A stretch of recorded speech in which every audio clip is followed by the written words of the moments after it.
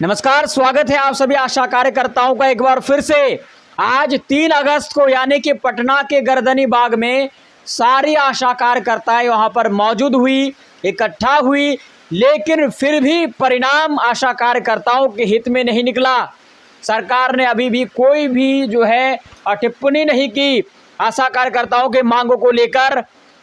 शशि यादव ने कहा कि हमारी 2 राउंड की जो वार्ता है वो असफल हो गई है, लेकिन फिर भी हम हार नहीं मानेंगे। इस वक्त की सबसे बड़ी खबर हम आपको बता रहे हैं, सभी आशा कार्यकर्ताओं के लिए ये वीडियो बहुत ही ज़रूरी है। मैं चाहता हूं कि आप हमारे इस वीडियो को सभी आशा कार्यकर्ताओं के साथ शेयर कीजिए। ये वीडियो बहुत ही ज़रूरी है सभी आशा कार्यकर्ताओं को देखना। मैंने आपको पहले भी कहा था कि ये बिहार सरकार है, यहाँ महागठबंधन की सरकार है, पलटू राम की सरकार है, नीतीश की सरकार है, जहाँ पर भ्रष्टाचारी व्याप्त है। ये वो सरकार है जहाँ पर मांगे इतनी आसानी से सुनी नहीं जाती। जब तक आप अपनी कार्रवाई को बरवर नहीं करेंगे, जब तक आप सरकार के कार्यों पर पूरी तरह से बाधा नहीं डालेंगे, तब तक ये सरकार आपकी मांगों को सुनने के लिए तैयार नहीं है। यही है वो सरकार जो मांगों को इतनी आसानी से ना तो सुनती है और ना ही मांगों की पूर्ति इतनी आसानी से करती है। ये सरकार चाहती है कि कोई बड़ा आंदोलन हो, लोगों की क्षति हो, मालजान की क्षति हो, पब्लिक परेशान हो, यही चाहती है सरकार। तो इसीलिए अब आप लोगों को मैं आपको आश्वासन दिलाना चाहता हूँ।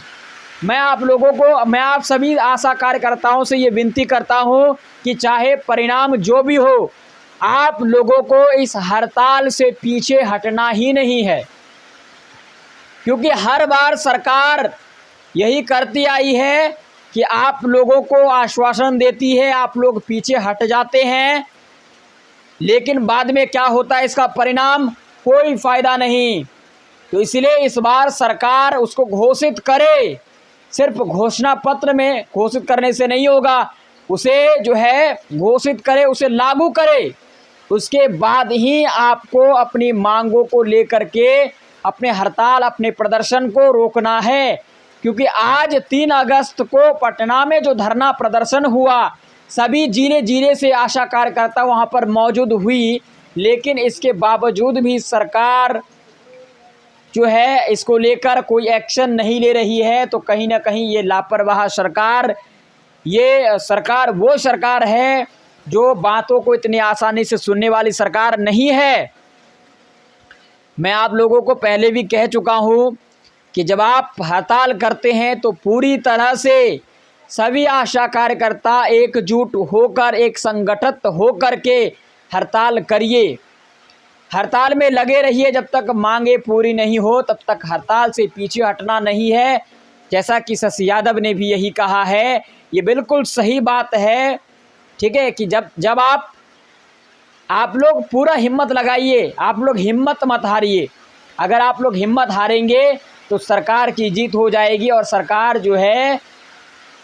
आप लोगों को फिर सरकार आप लोगों की मांगे पूरी नहीं करेगी। इसलिए आंदोलन को और बड़ा कीजिए। जब तक आपकी मांगे पूरी ना हो, आंदोलन अगर बड़ा करना पड़ रहा है, अगर कोई और अगला कदम उठाना पड़ सकता है तो आप उस कदम को उठाइए।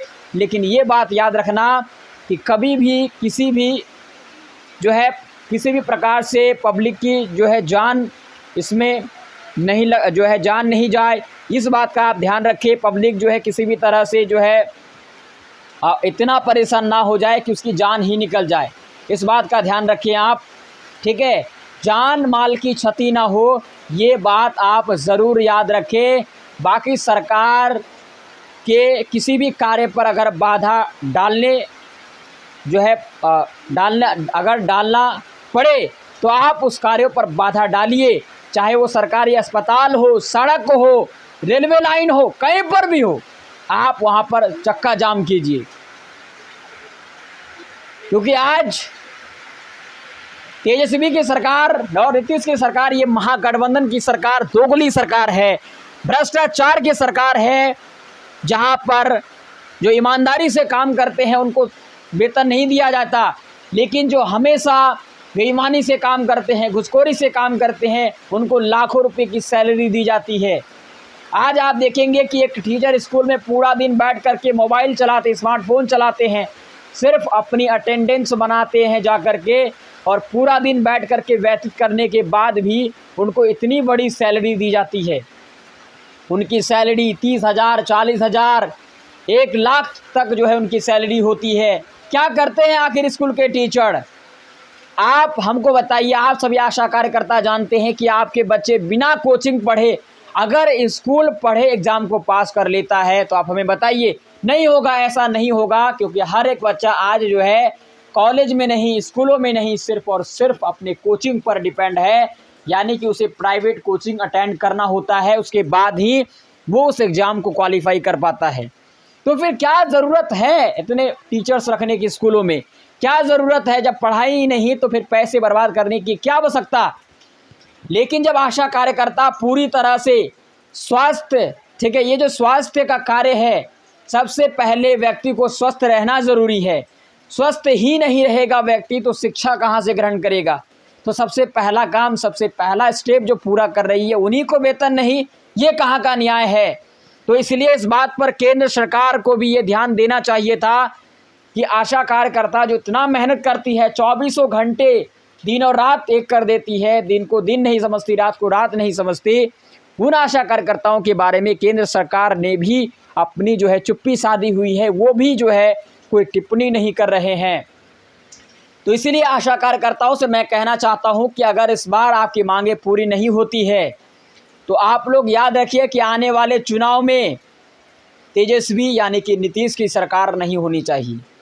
आप नहीं, आपके पूरे परिवार में कोई भी तेजस्वी की सरकार यानी कि जो भी सरकार अभी कार्यरत है, वो अगर आपकी मांगों को पूरा नहीं करती है तो सरकार को मत देने की कोई आवश्यकता नहीं है। क्योंकि जो सरकार हमारे अधिकारों का हनन करता है, जो सरकार हमारे अधिकारों को, हमारी मांगों को पूरा नहीं कर सकती, हमारे कामों के बदले में हमें मानदेय नहीं दे सकती है, तो ऐसी सरकार की आवश्यकता हमें नहीं है।